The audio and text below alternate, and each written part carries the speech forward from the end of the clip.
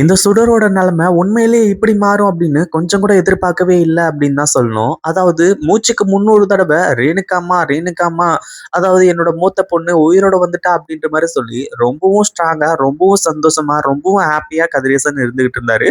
அதாவது அவரு பாசத்த காட்ட ஆரம்பிச்சாரு அப்படின்னா, கண்டிப்பா அது எல்லையே இல்லாம போய்க்கிட்டு இருக்கும் அப்படின்றதுல சந்தேகமே கிடையாது.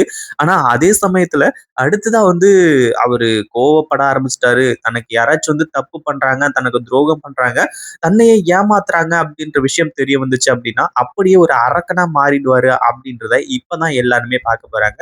ஆனா அதே சமயத்துல பெத்த பொண்ணு மாதிரி இருக்கக்கூடிய இந்த சுடர கொன்னுவாரு அப்படின்னு சொல்லி யாருமே எதிர்பார்க்கவே இல்ல.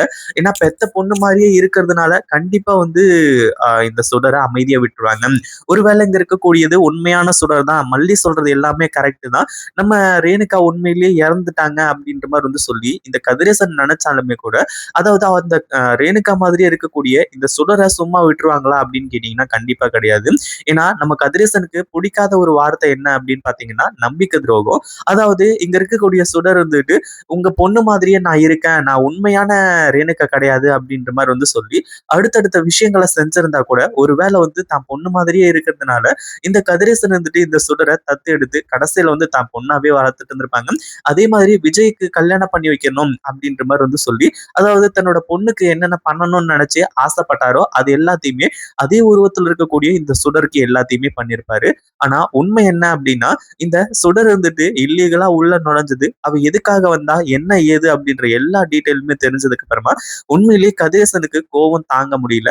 இவ்வளவு தப்புகளையும் பண்ணிட்டு என் பொண்ணு மாதிரி ஒரு முகத்தை வச்சுக்கிட்டு நீ உயிரோடவே இருக்கக்கூடாது, நல்லா இருந்த என் பொண்ணே உயிரோட இல்ல, நீயும் உயிரோடு இருக்கக்கூடாது அப்படின்ற மாதிரி சொல்றாங்க. அதாவது என் பொண்ணு உயிரோடு இல்ல அப்படின்றதுக்காக உயிரோடு இருக்கக்கூடாதுன்னு இல்ல, அவங்க பொண்ணு அதாவது ரேணுகா அப்படின்ற ஒரு கேரக்டர் எந்த அளவுக்கு மிகப்பெரிய உன்னதமான ஒரு கேரக்டர் அப்படின்ற ஒரு விஷயத்த இதுக்கு மேலதான் காட்ட போறாங்க. அதாவது ரேணுகா ஒரு சின்ன எறும்புக்கு கூட துரோகம் பண்ணிருக்கவே மாட்டாங்க. அந்த ஒரு காரணத்தினாலதான் நம்ம விஜய்க்கு ரேணுகாவை ரொம்ப பிடிக்கும். அதாவது ஆரம்ப கட்ட காலத்துல காலேஜ் படிச்சுட்டு இருக்கும்போது ரேணுகாவை லவ் பண்ணி கல்யாணம் பண்ணிக்கிட்டதுக்கான முக்கிய காரணமே அதுதான். நம்ம ரேணுகா அழகா இருக்காங்க அப்படி இப்படின்றதெல்லாம் கிடையாது. உண்மையான ரீசன் என்ன அப்படின்னா, ரேணுகாவோட மனசு யாருக்குமே கெடுதல் செய்யாத ஒரு மனசு. இப்படி பல விஷயங்கள சொல்லிட்டே போலாம். அந்த ஒரு விஷயத்துக்காக தான் உண்மையிலேயே நம்ம விஜய் லவ் பண்ணாங்க. அதுல எந்த ஒரு சந்தேகமும் கிடையாது. ஏன்னா அதாவது இந்த நிஷாவுக்கு வேணா அவங்க அப்பா மாதிரி இருக்கலாம். அதாவது குணங்கள் எல்லாமே அவங்க அப்பா மாதிரி இருக்கலாம். அதே மாதிரி கோவப்படுறதுல இருந்து அந்த மாதிரி விஷயங்கள்லாம் எல்லாமே இருக்கலாம். ஆனா உண்மையான ரேணுகாவுக்கு உண்மையிலேயே கோபம் வராது, எதுவுமே வராது. யாராச்சும் தனக்கு கெடுதல் நினைச்சா கூட அவங்க நல்லபடியா இருக்கட்டும் அப்படின்ற மாதிரிதான் நினைப்பாங்க. அப்படி இருக்கும்போது கதிரேசனுக்கு இப்ப செம்ம கோவம். அதாவது இங்க இருக்கக்கூடியது சுடர் தான் அப்படின்ற விஷயம் தெரிஞ்சதுக்கு அப்புறமா, என் பொண்ணோட உருவத்துல இப்படி ஒரு கேவலமான ஒரு மனுஷியா, இவெல்லாம் உயிரோடவே இருக்கக்கூடாது, இவ உயிரோடுறது எந்த ஒரு பிரயோஜனமும் இல்லை அப்படின்ற மாதிரி சொல்லி கதிரேசன் இந்த ஒரு விஷயத்த முடிவு பண்றாரு. உண்மையிலேயே இந்த ஒரு விஷயத்த யாருமே எதிர்பார்த்திருக்கவே மாட்டாங்க அப்படின்னு தான் சொல்லணும். ஏன்னா அந்த அளவுக்கு விஷயங்கள் ரொம்ப குளறுபடியா நடந்துட்டு இருக்கு. இதை கொஞ்சம் கூட எதிர்பார்க்கவே இல்லை. அடுத்தடுத்து என்ன பண்றதுன்னு சொல்லிட்டு தெரியாம தான் இது எல்லாத்தையுமே பண்ணிக்கிட்டு இருக்காங்க. அதே மாதிரி என்ன ஆச்சு, கதிரேசன் உண்மையில எதுக்காக இந்த சுடரை கொலை பண்ணணும் அப்படின்ற மிகப்பெரிய கேள்விகள் எல்லாமே இங்க எழுது. பட் இருந்தாலுமே கூட அந்த கேள்விகளுக்கான பதில் நிறைய இருக்கு. ஏன்னா கதிரேசன் இந்த சுடரை பத்தின உண்மையான ரகசியங்களை தெரிஞ்சுக்கிறாங்க.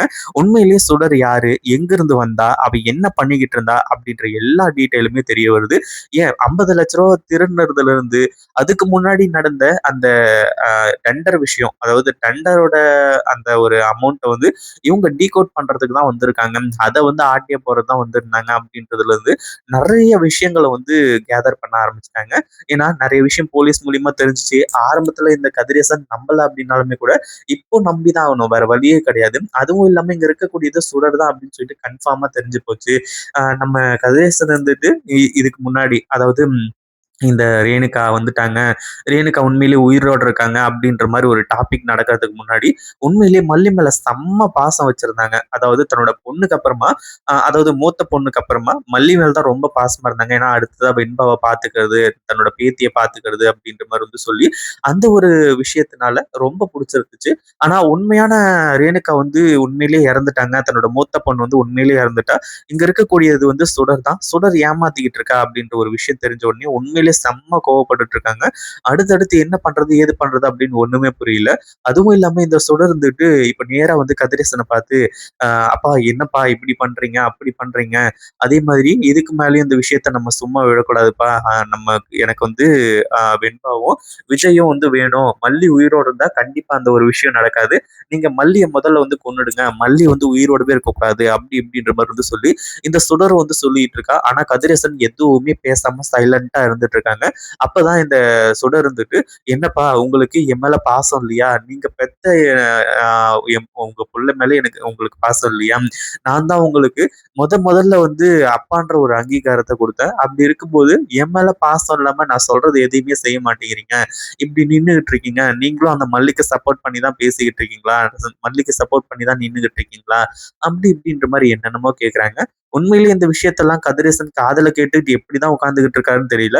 ஏன்னா ஏற்கனவே செம்ம வெறியோட இருந்துட்டு இருக்காங்க. இந்த சுடர் அப்படியே உண்டு இல்லன்னு பண்ணிடலாம் அப்படின்ற மாரி சொல்லி, அதாவது கதிரேசன தடுத்துக்கிட்டு இருந்த விஷயம் என்ன அப்படின்னு பார்த்தீங்கன்னா, இங்க இருக்கக்கூடிய சுடர் வந்து நம்ம ரேணுகா மாதிரி அச்சஸ்ல அப்படியே இருக்கிறது தான் மிகப்பெரிய பிரச்சனையா இருந்துட்டு இருந்துச்சு. ஆனா ஒரு பக்கம் கோவத்துல இப்படி பண்ணுவாரு அப்படின்னு கொஞ்சம் கூட எதிர்பார்க்கவே இல்ல. சுடர அந்த இடத்திலேயே வச்சு உண்மையிலேயே இப்படி சம்பவம் செஞ்சு விட்டுருவாங்க அப்படின்னு எதிர்பார்க்கவே இல்ல. இப்படியெல்லாம் நடந்துச்சு அப்படின்னா எப்படி இருக்கும் அப்படின்றத கமெண்ட் பண்ணுங்க. இந்த வீடியோ பிடிச்சிருந்தா லைக் பண்ணுங்க, ஷேர் பண்ணுங்க. இப்பதான் நம்ம சேனலுக்கு ஃபர்ஸ்ட் டைம் வரீங்க அப்படின்னா சப்ஸ்கிரைப் பண்ணிக்கோங்க.